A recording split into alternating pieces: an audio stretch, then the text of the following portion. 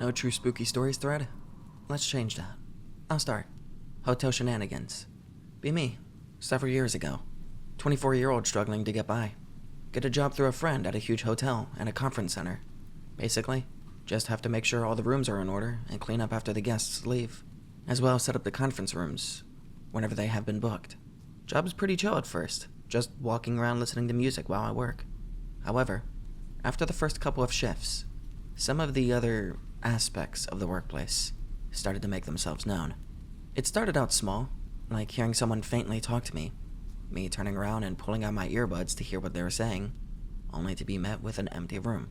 This eventually escalated into things like tapping my shoulder and, finally, the stories I'm about to tell you. Story number 1. Get a call from boss. Asks if I can come in a bit earlier than usual due to one of my coworkers quitting and refusing to honor the 2 weeks' notice. Sure thing, Mr. Boss, sir, I say like a good little wage cuck. When I arrive, I ask the cutie receptionist why coworker quit. They didn't say, but they were very agitated when they left. Like, angry, agitated? More like scared. Well, that's kind of worrying, but not really my problem. Start where you left off. A single bedroom on the first floor. For some reason, the door was very fucky when I tried to enter. It kind of just kept locking itself whenever I unlocked it. And no, it didn't have an auto-lock feature. When I finally managed to outsmart the door, I was hit with a wave of very thick air from the room. The air wasn't humid or hot or anything like that, but it kind of felt like inhaling jello. I opened the window and assessed the room. It wasn't too bad, just some towels on the floor and an untidy bed. After fixing up the room, I went to check the bathroom. I had my back turned for maybe 5 seconds, and when I turned back towards the bed, it somehow had been fucked with. I just blamed the open window, and I tidied up once more after closing it. I was on my way out of the room when it felt like the towels got snagged on something, and suddenly, this snag turned into a pool, and I watched the damn things slide across the floor towards the, once more, untidy bed. My heart was pounding, and I was frozen in place for a couple of seconds, and then the door slammed shut. Well, hell nah, that wave. Once more, I had to fight the lock in order to open the door. All the while, the air seemed to be getting thicker and thicker. After a couple of tries, it finally relented, and I stumbled out of the room in a panic. My boss was there, staring at me like I was a lunatic. He had come my way to ask me if I could cover some more shifts that month. I tried to explain what had happened, but in between my panic state and being out of breath, it probably sounded something like an asthmatic tard at a spelling bee. Boss is chill, so he humors me and approaches the door. It opens first try, and he inspects the room. I look like an idiot. He turns to look at me through the doorway. Come on, man, you didn't even... Door slams shut. Panicked door handle rattling ensues. When he eventually gets it open, he stumbles out in the same fashion that I had. We're both silent for a minute or so. He is visibly pale and sweating bullets. Yeah, just skip that room. I'll have someone check out the ventilation. The ventilation? Yeah, there's obviously a draft, and the air is very stale in there. His statement made no sense, but I didn't feel like arguing. The room was later turned into a kind of storage area, because we couldn't get the quote-unquote air problem fixed. Funnily enough, we never used it for storage. It just remained empty. And also, fuck that room. Story number 2. Every year around Easter, it's a tradition in my country, not America, and that's as specific as I'll get, for companies to throw a sort of party/feast for their employees. It's both expected and encouraged to get absolutely wankered on beer and schnapps during these parties, which makes a hotel the perfect place to have these events, since we can all just spend the night here instead of risking the trip home. At this point, I was on my 2nd year at the hotel. Cutie receptionist and I had been flirting a lot lately, so I was heavily expecting to hook up with her the night of the party. I shaved my balls and everything, like a gentleman, and the night started out great. Good food and plenty of drink. I sat next to the receptionist, and I tried my best to put my moves on her. I'm awkward as fuck, but she didn't seem to mind. As the night progressed and we got both more and more wasted, the flirting escalated to kissing and cupping a feel. At the end of the night, she told me to go to my room and await her arrival. Decisive victory. Fuck yeah. As soon as I got to my room, I phased out of my clothes and got under the covers, brimming with expectation. About half a second went by before my ADHD kicked in, and I decided to pull a prank by turning off the lights, so I could pretend to sleep whenever she came. I was drunk. Please don't judge. I lay with my back to the door, with my eyes closed, when I heard footsteps approaching. I didn't hear the door open, but it didn't strike me as weird for some reason. I almost start giggling, but I contained my childish excitement. I feel the covers move, and someone lays down next to me. I gotcha, I exclaim, as I turn and place my hand on what I presume to be her waist. My hand lands on a cold, damp surface that feels like thick leather. What the fuck? I turn on the light, and I see nothing. The bed is empty, and the presence is gone too. My boner immediately dies, presumably leaving behind a ghost due to its traumatic and untimely passing. Rip bonerbro.text. As I'm sitting there, utterly spooked, the door creaks open. The devil is a liar.mp3. It's the receptionist. I had forgotten to tell her my room number, so she had gone down and looked through the bookings to find me. She can tell that I'm schizoing all over the place and asks what's wrong. And for some reason, I actually tell her. She must have been really into me, because she doesn't call me crazy, and instead offers to take me to her room instead. I accept her offer, but when the time comes for me to do my job, I am unable to rise to the occasion, and we end up just cuddling. My face when a ghost actually killed my dick. Story number 3. Hotels are creepy as fuck at night. My face when a lot of my shifts carry over into night shifts, so that vacant rooms are ready for the next day. There was a particular shift where the hotel was completely empty, except for me. This is highly unusual, and it only happened 3 or 4 times while I worked there. The hotel takes on a whole other level of creepiness when it's like this, due to one simple factor. When you know there are guests, and you know that at least some of the rooms are booked, it makes sense to hear chattering and movement when you walk through the place. But when you hear chattering and movement around the place, while you know for a fact that there are no guests, that really fucks with you. It makes you wonder how many of those sounds that you normally hear are actually real people. This particular night, the hotel felt more like an entity than a building. I caught myself tiptoeing multiple times, like I felt as if I were trespassing. I was about 2/3 of the way through my list of rooms when I started noticing something akin to a shadow man stalking me in the hallways.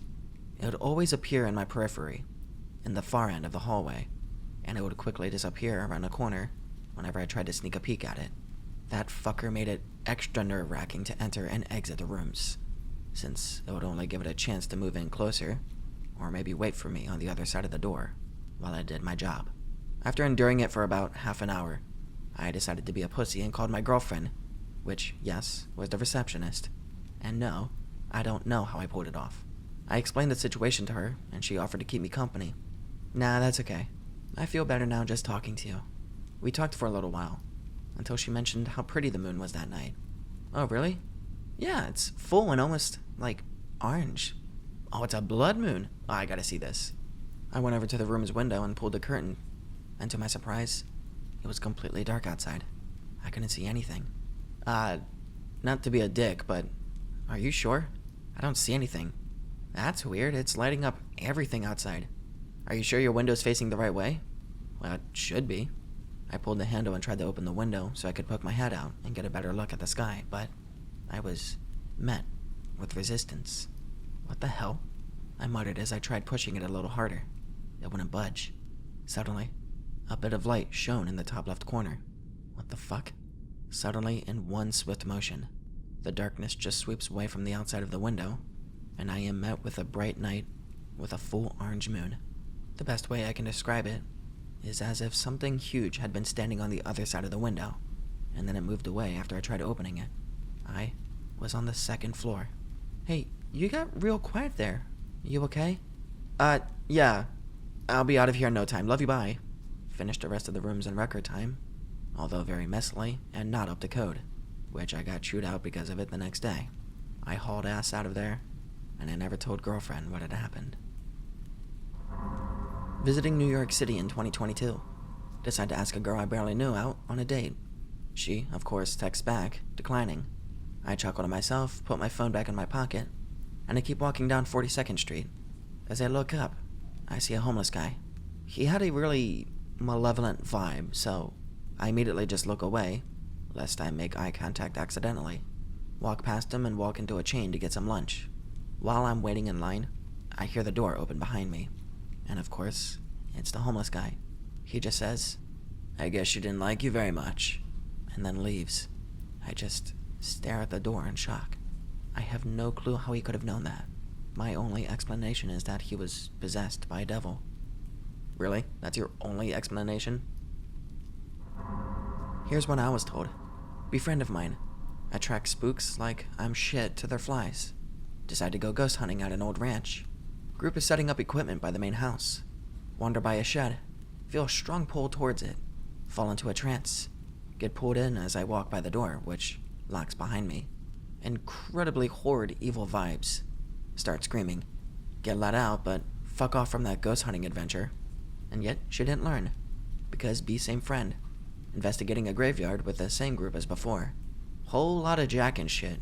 Getting dark, and so we pack up to leave. Graveyard is surrounded by an old wrought iron fence and a stream. Extra normal senses tingling. Look back, and I see a figure in a white dress. A beautiful woman, standing just beyond the iron fence, looking down at us. Pretty sure she ran into one of the goof neighbors that day after she told me about it, because of the details lining up with some fairy lore. This one's from a different friend of mine. Be my other friend. Decided to go on a ghost tour in some shit-ass mine. Why? That's because I'm kinda retarded. Get the shit beaten out of me by unseen entities, throwing rocks and shaking chains when I wander away from the group. Still fucking wander off during these outings afterwards. And here's one of mine. Be me, not stupid enough to go searching for spooks. Chilling in bed. Bookshelf serving as a backboard. Look over to find my remote. Pale face peeking from the bottom of the bookshelf. Freeze. It zips away and just vanishes. After pulling my heart out of my fucking throat, I turn on the lights, and I do not sleep for the rest of the night. I'm tired of all the shitty magic, religion, doom threads on X. Let's get a spooky stories at work thread going. I'll start. BYG call center worker, doing night shift for the first time. Office is basically empty, just me and my supervisor. Around 2 a.m., I need to use the bathroom. Supervisor says that we can close the line for a bit. He goes outside to smoke, I go to take a piss. Office is quiet, just the hum of machines and the ceiling lights buzzing. Finish up my pee-pee, washing hands. Hear something outside the bathroom door. Like people talking. Lots of them. Laughter, chairs being moved, keyboards clicking. Sounds like a busy workday. Creep up to the bathroom door, and I open it slowly. I look out into the hallway. It's empty, and no noise whatsoever. Close door, and wait. After around 30 seconds, the noises come back and are louder. Like the whole office is bustling with life. I even hear the sound of the coffee machine being used. I open the door again, and I step into the hallway. The noises stop immediately, like someone flipped a switch. I look around. Nothing. Head back to my desk. Supervisor gets back, and I explain what happened. Huh? Oh yeah, none. Yeah, that happens once in a while, LOL. What the fuck? It never happened again to me, but apparently, everyone that's done the night shift has reported this happening, and everyone just accepts it.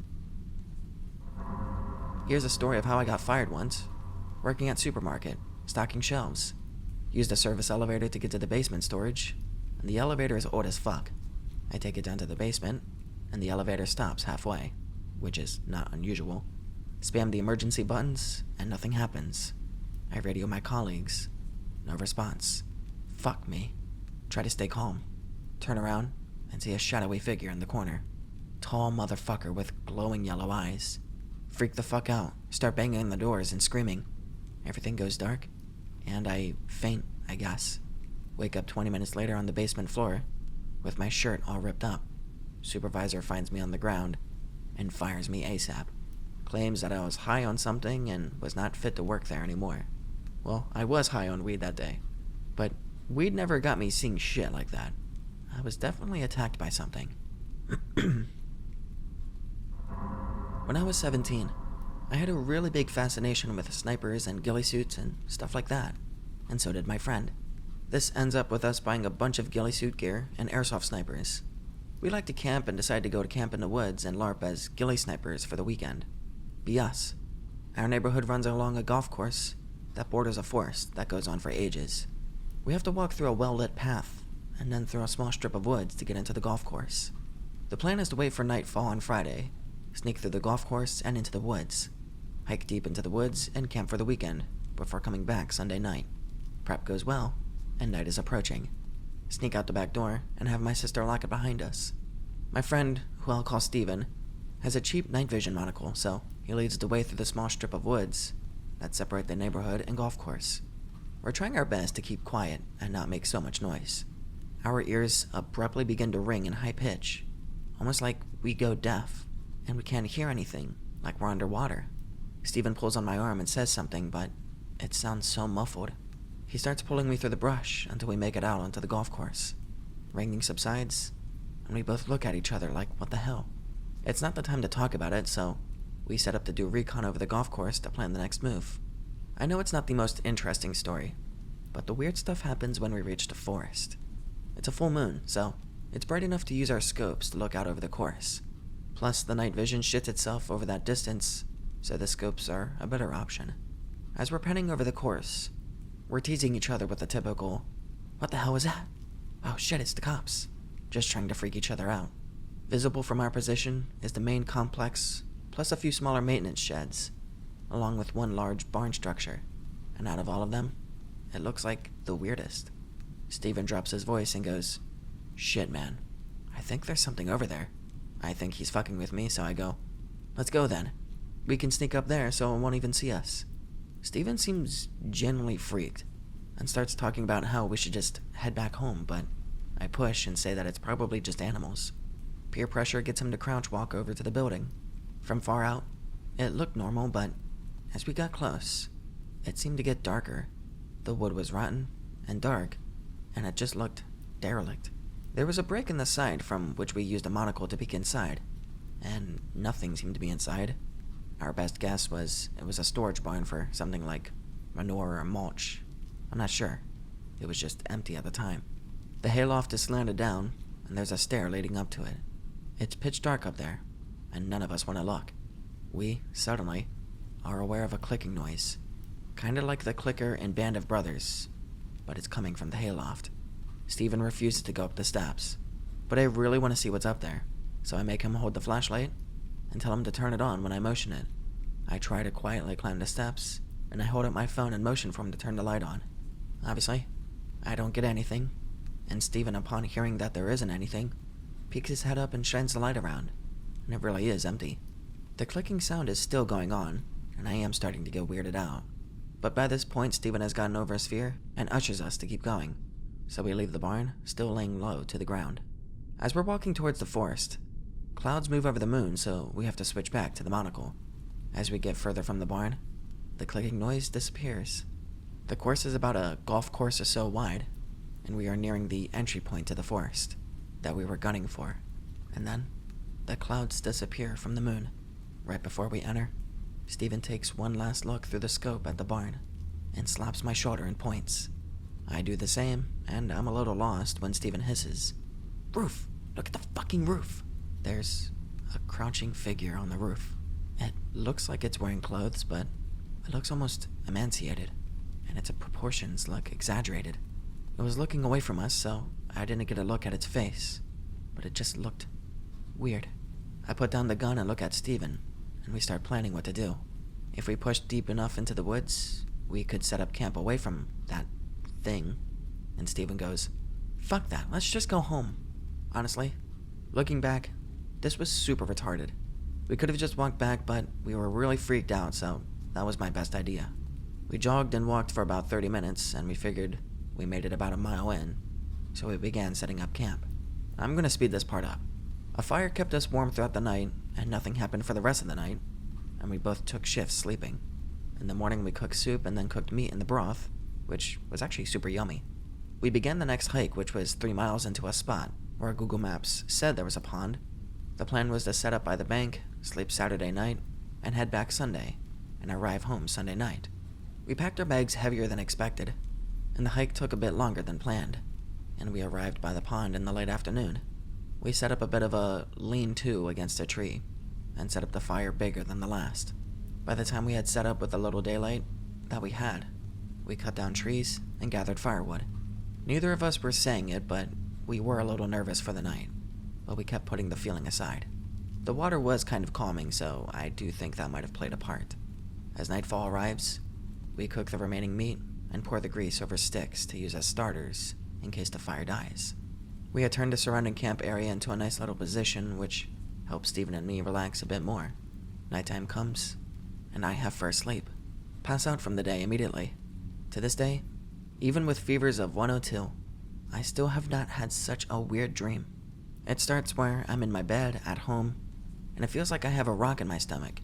Getting up out of bed feels like slow motion, and I walk to my door to the hallway. Opening it up, and I'm back in the woods. Dread starts to creep over me, and I go to return to my room, but the door's gone. I'm shaken awake by Steven going, Dude, it's fucking here. I shoot up and grab my airsoft gun for comfort more than anything else. The fire is dying, so I throw on a grease log, and the blaze illuminates the surrounding area, and I see a figure standing behind a tree a bit away from our camp. We're both panicking. The only thing we had were the airsoft guns, and maybe a small BB Browning 25 that wouldn't do shit. I pulled it out of my pack regardless, and pointed in the direction of the thing, and I squeezed the trigger. The little pop does nothing more than scare the creature out from behind the tree, in which it takes long strides further into the woods. I only have 13 shots, so I put it away. Neither of us can sleep, so I begin to heat up some water for tea while he scans the woods with his monocle. A couple of hours pass, and we begin to hear rustling again, so we're both up at attention, and me with the handgun. Steven starts pointing into the dark. Right there, man, shoot it! Shoot it! I can't see shit, so I just shoot in the general direction. The rustling keeps getting closer, and we both say fuck it. We tumble out of our camp and start running towards the water. I look over my shoulder and I see this tall figure, almost shuffling through the brush towards. Steven is in front of me, so I try to aim and shoot, but it either misses or it does nothing as it keeps chasing. We splash into the lake, and I trip and end up dunked under the water. I recover quick, and the thing is almost upon us. Its face was weird. It looked like it was just slits and a clay mold of a face. Steven is screaming to shoot it, and I raise the pistol and I pull the trigger. It doesn't shoot. I clear the jam and blow down the barrel, and raise it again and pull the trigger. This time, I see the bullet hit the thing, and it just grunts and stops for a second before it continues forward. I shoot it again, and now that I have it sighted, I just keep squeezing the trigger. Just when the gun clicks empty, the thing makes a low whimpering sound again and stops in its tracks. It leans and almost buckles, and I guess it decides that we aren't worth the effort, and it sort of lumbers off into the back of the woods. Me and Steven look at each other, and we have no words. We slowly make our way out of the water, still nervous, but with the feeling that the main part is over. The camp is wrecked, and we are both wet and cold. The fire is almost dead, and we spend a while trying to just get it relit. It finally catches, and we just sit next to it, letting it warm us up and dry us off. It's nearly morning by that time, so we just stay up talking about whatever. And at the first sign of sunlight, we extinguish the fire, and we pack up. We throw the grease logs into the water, and we piss on the fire. We make the hike back to the golf course in record time. We just sit out of the sight in the woodline and watch the golfers do their thing for a bit, finish off the power bars and other snacks. Just waiting for night now. We nap on and off. We retreat a bit back into the woods and get a small fire going to dry our socks. Despite everything else that's happened, this brief time are some of my favorite memories. The fire was toasty, and we ended up cooking some soup and chili, which tasted amazing. We talk about school, girls, and the previous night. It's kind of just a weird moment where we aren't really fazed or upset about it. I mean, it was scary, but here we are. We go check up on the course, and there aren't any carts visible, so we assume they've closed. Head back to the camp and pack up, debating running the risk of being spotted versus staying till dark. Fuck it. Take the snipers and let's crawl. Take it really slow crawling through the course, as it's very open, and anyone could see us if we were moving, and if they looked hard enough. At about the halfway mark, we hear someone call out to us. Hey, what's going on over there? I'll call the cops. That is our cue, and we just get up and start sprinting to the woods, bordering our house. We reach the edge of the forest and duck into it, I quickly text my brother to have the back door unlocked. Steven and I pick up the pace, and we're just sprinting at this point, not really trying to stay hidden. We pass through the small asphalt path that loops through the woods, and hop the back fence that leads to my house, and we make it inside, and lock the door behind us. We change, and pack up the gear in storage. We just spend the rest of the day playing video games. We ask around, but no one really has any concrete answer about anything weird in those woods. We don't want to reveal what we did, so we just keep quiet, and we go on about life. Steven and I are still good friends.